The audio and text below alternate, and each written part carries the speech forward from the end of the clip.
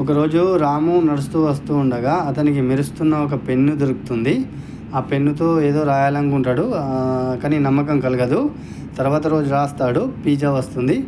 Pizza మనసులో అనుకుని రాయగానే pizza వస్తుంటే అతను సంతోషపడి నేను దీని ద్వారా ఇంకేదైనా చేయగలను అని ఆలోచిస్తూ ఉండగా అతని ఫ్రెండ్ది సైకిల్ విరిగిపోయింది ఉంటుంది, దాన్ని జోడించాలనుకుంటాడు. తర్వాత అది జోడిస్తారు. తర్వాత ఒక చెట్టు, ఎండిపోయిన చెట్టు ఉంటుంది, దాన్ని పచ్చగా మారుస్తాడు. తర్వాత ఏమీ లేని పిల్లలకు ఫుడ్ తెప్పిస్తాడు మ్యాజిక్ ద్వారా. ఆ తర్వాత నగరం మొత్తం బర్ఫ్ అయిపోవాలని, ఐస్ అయిపోవాలని కోరుకొని రాస్తాడు. అప్పుడు అంతా ఐస్ అయిపోతుంది. ఆ తర్వాత ప్రజలందరూ బయటకు వచ్చి పని చేయలేకపోతారు, చలి బాగా అంటే వణుకుతూ ఉంటారు. తర్వాత ఆలోచిస్తాడు, ఎండ తెరవాలి, ఎండ కొట్టాలి, కానీ నార్మల్గా కొట్టాలని ఆలోచిస్తాడు. అప్పుడే గొప్ప శక్తి గల మనసుతో బాధ్యత గల మనిషిగా మారాలనుకుంటాడు.